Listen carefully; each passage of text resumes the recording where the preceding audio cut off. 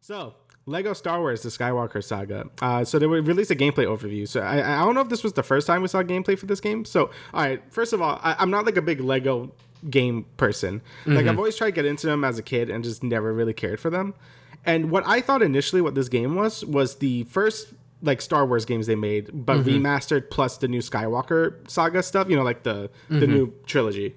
That's what I thought it was, and I thought it was gonna be the same shit. Like, oh, you do some puzzles and you kill some dudes and get their like thingies or whatever. Like, I thought it was just a typical Lego game. I didn't know it was gonna be like this. I didn't know they were like totally revamping the whole game, and it's like it looks like an actual video game. I mean, no offense to any of the Lego fans listening to that. I mean, I have no problem with them. It's just not for me.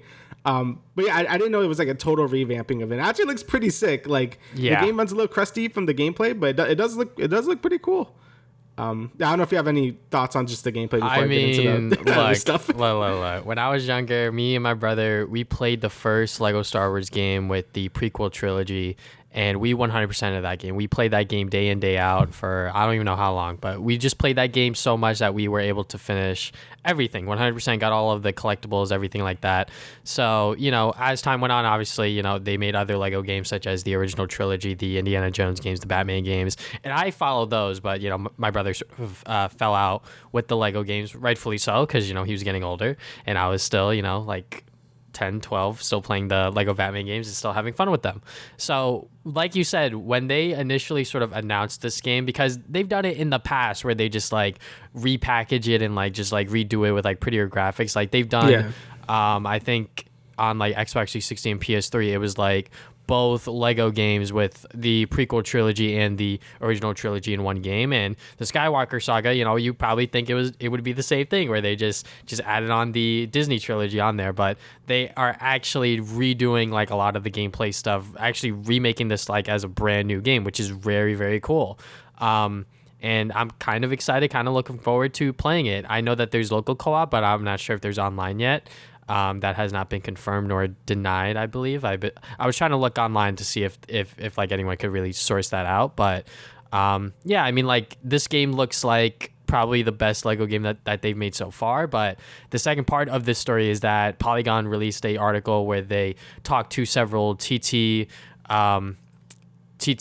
Games employees, former and maybe some current. I was sort of skimming through the article before we started the show, but it just seems like that there was a lot of extensive crunch, and some of it was purposeful, and a lot of these sort of like work conditions that they were under were obviously not ideal. So I'm very, very torn on whether or not I should probably pick this up or not. I probably won't, just because I'm just broke as fuck right now. I'm going to be honest. Understandable. But like the game itself, like it looks very, very good. Like, don't get me wrong, but the sort of like background and sort of like the history behind this game, and the fact that they are pushing so much for a 85, I think that was like a thing that they were pushing internally, like go for that 85, which is the 85 Metacritic score. I believe their highest Lego game score was like a 82, and that was for Lego Marvel Superheroes on the PS4, which like, Metacritic scores and everything like that, like I guess those are important internally at game studios, but me personally, I don't really pay attention to those, but I know that there's a lot of people that pay attention to scores very, very heavily, which is kind of like not how I see games personally and entertainment in general. Like, just because you slap a score on it doesn't mean that's the entire picture, but game studios and sort of game developers, they know better, and they know that a lot of people will look at those scores and either turn away from a game or just actually pick it up because it does have a high score to it. But that's not me, and I'm sure that that's not Damian either. But the extensive crunch that goes behind the scenes in the game industry in general is obviously not good. And I think that for a studio that works on Lego games, doing crunch as well is kind of crazy and very, very bizarre. Yeah. First, with the Metacritic thing, apparently that's very important for a lot of these companies. Like a famous example is the Fallout New Vegas. So when Obsidian was making that game, Bethesda's like, okay, this better get like an 80 or like an 85. I forgot what they wanted. Or else you guys won't like get any bonuses or whatever. And, Obsidian's like, okay, cool. Then it got like a 79, so it was like 1 point below what they wanted, and it didn't get any bonuses. So yeah, like they treat the Metacritic scores like really harshly. I actually think Insomniac did that for Tools of Destruction as well. Like they wanted like a 90, but I think got 89, and they also didn't get shit. I think they stopped doing that after that. Yeah, Tools of Destruction was kind of like a rough like like crunch time for a Soniac.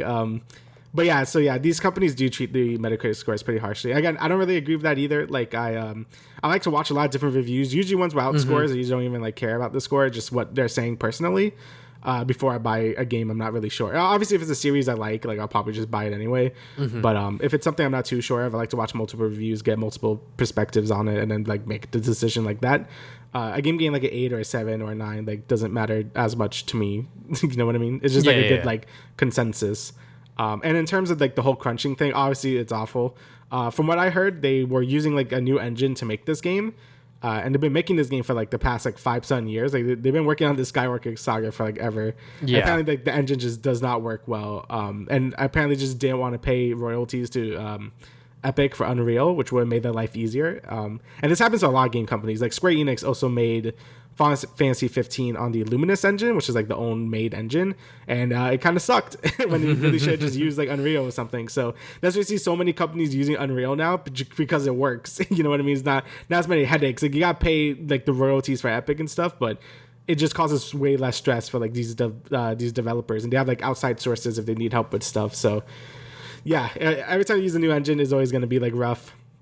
And just the crunch, like yeah. Hopefully this is like the last of it we're hearing. Probably not. It's like never gonna go away. But you know, hopefully like at least for TT Games, hopefully this like makes them like, hey, like stop it. I heard they got some new management too, so hopefully that fixes it. But you never know. You know, it's always like a toss up. The same thing with Blizzard, which we're talking about later. Like you know, sometimes you just gotta hope it just gets better with new management, but sometimes it doesn't. So yeah.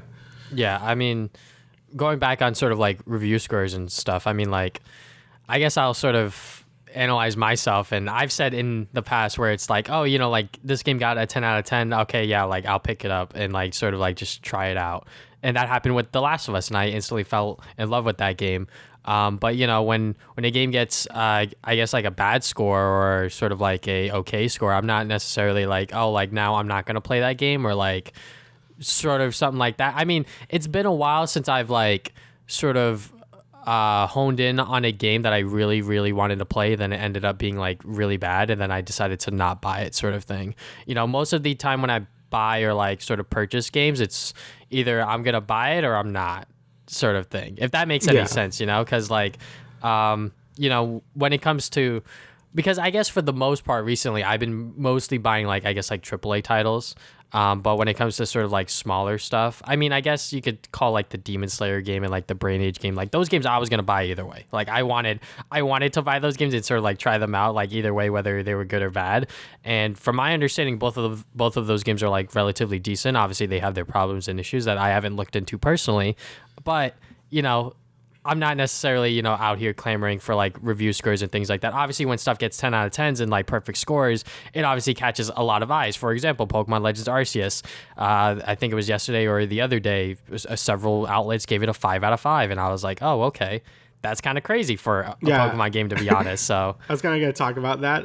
Yeah, with Arceus, obviously I haven't played it yet because it hasn't come in yet.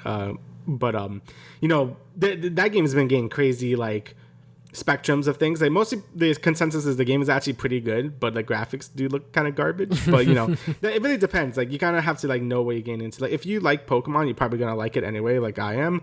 It just depends how like the new stuff is gonna affect the gameplay, if it's in any meaningful way. Like, you know, there's a lot of things that goes into like these opinions and reviews and stuff. Like sometimes people just don't like Pokemon and are just gonna give it a lower score than usual, or sometimes people overly like Pokemon and give it like 5 out of 5s, even though it probably doesn't deserve it. But you know, again, it's always like objective or not objective, subjective, right? So yeah, I mean, that's just the thing with reviews, right? Like going back to the Last of Us, the sequel part 2, obviously the internet fucking hated it. No one really liked that game on the internet for the most part. You know, when you see like a sort of like no profile Andy on Twitter, they're probably not gonna like The Last of Us too. Yeah. But when it came to the reviews, a lot of people were actually like really enjoying it, and you know, were sort of you know, praising it for its gameplay, story, everything that it was doing. And, for my own personal opinion in my own review, I had my own take on it, and it's not 10 out of 10, but it's not necessarily a dog shit game either, because you can recognize and see how much time and care has been put into this, and you could see the direction that Neil Druckmann was trying to go for. But I'm not going to sort of clamor on part 2 any longer. But yeah, you can see that like review scores, they can be helpful and can be handy as sort of like a very quick sort of engagement as to whether a game will be good or bad. But at the end of the day, it's never like the sort of final call for me personally.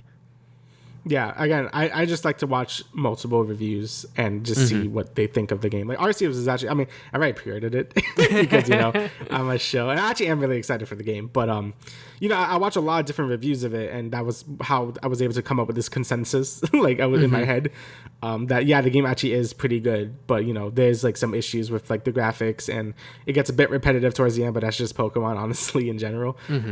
So, yeah, always, do your research if you're really unsure about a game. I think that's always the best thing. Like, it's gonna take like some time to watch like a bunch of reviews and stuff. But also a good thing is to find a review you really like and you trust their opinion on. And usually, like, I watch this guy called Skill Up, and like I really like his reviews because he's usually like pretty on point with how I feel about certain things. Obviously, not all his opinions, but most of his opinions, I'm like, yeah, okay. And when I buy a game off his recommendation, usually I like end up liking it a lot. Like that's how I pulled the trigger on the Guardians of the Galaxy, because he reviewed it and said, "Yo, this game is really good." I'm like, okay, you know what, sure. And then I ended up loving it. So yeah, so it's either do a lot of research or just find out one reviewer you really click with, and then I think that should be enough to really make a good judgment on if if you're gonna buy a game or not, because games are expensive. So oh yeah, 100%. And I think that one more example that I sort of want to bring up is with Returnal.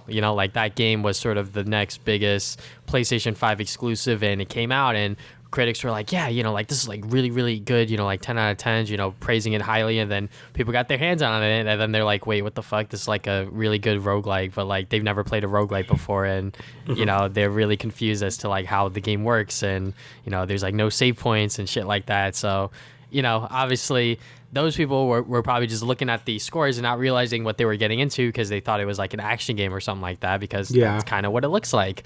Then they get into it, and then they're like, wait, what the fuck, But that was so funny seeing that happen. Yeah, it is what it is at the end of the day. Just like what Damian was saying, do your own research. If you're really like trying to, I guess, not quote unquote waste your money and sort of like, not try to go in blind, because like I do that a lot. I'm gonna be honest. I sort of just like buy games, and if people say that they're good, I'll try it out. Fucking why not spend $60 and maybe I'll like it, maybe I won't. But that's just how I work, and maybe you don't want to work like that because you value your money a lot more highly than I do. Yeah, everyone's different. Find a way you want to spend your money and your time. I that's just the kind of person I am too. I really like to look at things pretty deeply. Like when I play a new game, I like open the wiki immediately and see like all the min-max bullshit and stuff, because I just like doing that. Or you could be like Travis and just hop into the new experience like fresh and stuff, which is also like totally fine, because you could experience it for your own eyes, really. So yeah, it really depends on what kind of person you are. All right, so we're gonna move on from there. We're gonna